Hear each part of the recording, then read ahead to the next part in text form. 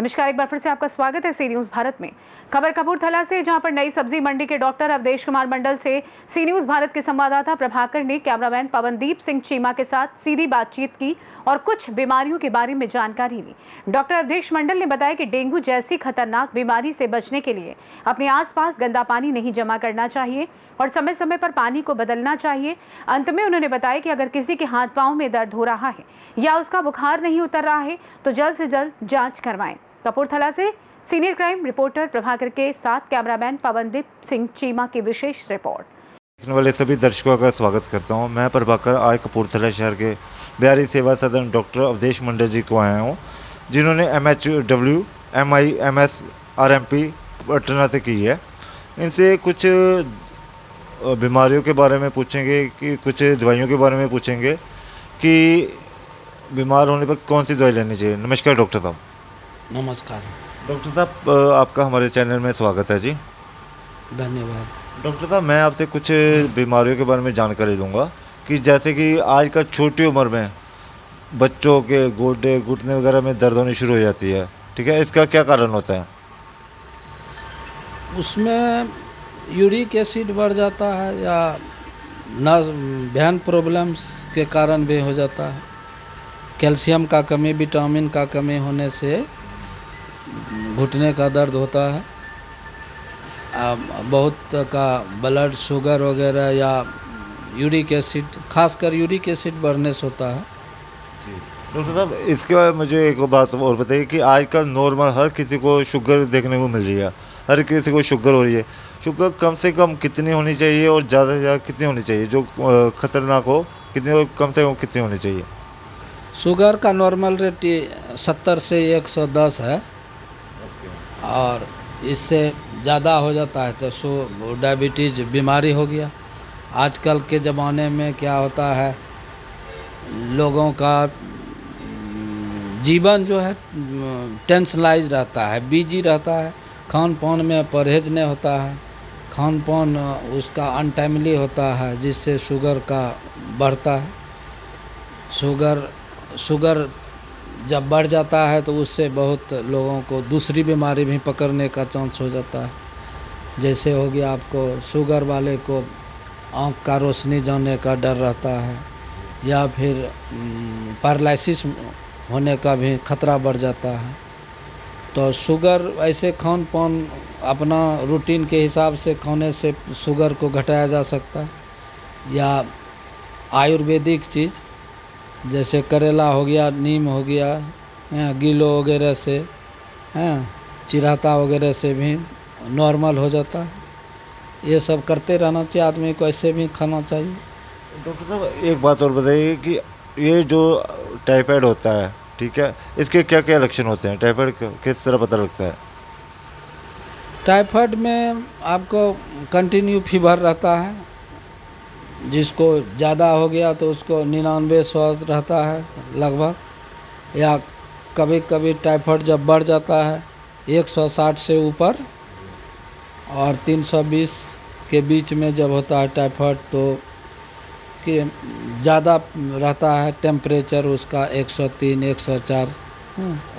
तो टाइफाइड ये एक सल्मोना नाम के बैक्टीरिया उससे कीटाणु से होता है, और ये ब्लड में बढ़ जाता है। ब्लड टेस्ट होता है, उसके बाद मेडिसिन वगैरह चलता है। अभी तो आम सभी आदमी को हो रहा है टाइफाइड। इस मौसम में मच्छर वगैरह काटने से भी सेल सूल डाउन हो जाता है, जिससे साथ में टाइफाइड भी हो जाता है। डॉक्टर साहब, मेरा अगला सवाल ये है कि जैसे डेंगू वगैरह है, ठीक है, डेंगू कैसे फैलता है, इससे बचने के लिए क्या क्या उपाय करने चाहिए, ठीक है, इसका क्या नुकसान है? डेंगू खासकर मच्छर को काटने से होता है। तो डेंगू जो है उसका कोई दवाई निश्चित नहीं है कि ये दवाई से होगा, है ना।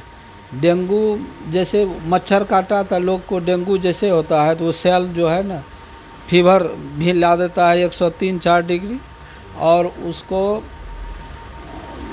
शरीर मनुष्य के शरीर के अंदर जो है ना उसका सेल डाउन हो जाता है। सेल जब डाउन हो जाता है तो सेल जैसे रहना चाहिए 1.5 लाख से ऊपर 4.5 लाख तक। तो ये सेल डाउन होने के बाद जैसे विशेष परिस्थिति में जैसे 20-25 हज़ार जब बचता है तो उसको पूरा एडमिट होना पड़ता है सरकारी में या अच्छे हॉस्पिटल में। तो ऐसे उसके बचाव के लिए ना आपको क्या चाहिए कि खासकर आसपास में जो है ना साफ़ सफाई रहे, मच्छर वाला दवाई का छिड़काव करना चाहिए। आसपास नाले सब में पानी, मच्छर का जो है ना ये जो डेंगू वाला मच्छर होता है ताज़े पानी में भी होता है, साफ पानी में। तो साफ पानी जैसे गमला सब में भी हो, जैसे फूल के गमले सब में पानी रोज़ देता है आदमी तो उसमें भी मच्छर होता है। या आपको ये क्या कहते हैं वह हम कूलर वगैरह में भी यानी कि कहने का मतलब पानी को बदलना चाहिए। मच्छर का लार्वा होने का डर रहता है। वही मच्छर काटने से आपको जो है ना डेंगू होता है। डेंगू से प्लेटलेट सेल का डाउन हो जाना है, जानलेवा स्थिति हो जाता है, चल फिर आदमी नहीं सकता है। डॉक्टर मेरा आखिरी सवाल ये है कि कौन सी ऐसी बीमारी है जिनसे इंसान को बचना चाहिए जो कि मौत का कारण बन सकता है? बीमारी तो जैसे मौत जैसे कैंसर सब हो गया, कैंसर तो जानलेवा बीमारी है। टीबी हो गया आपको। हाँ,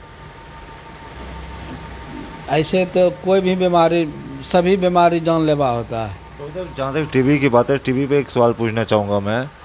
टीबी के क्या लक्षण होते हैं, इसका क्या परहेज है?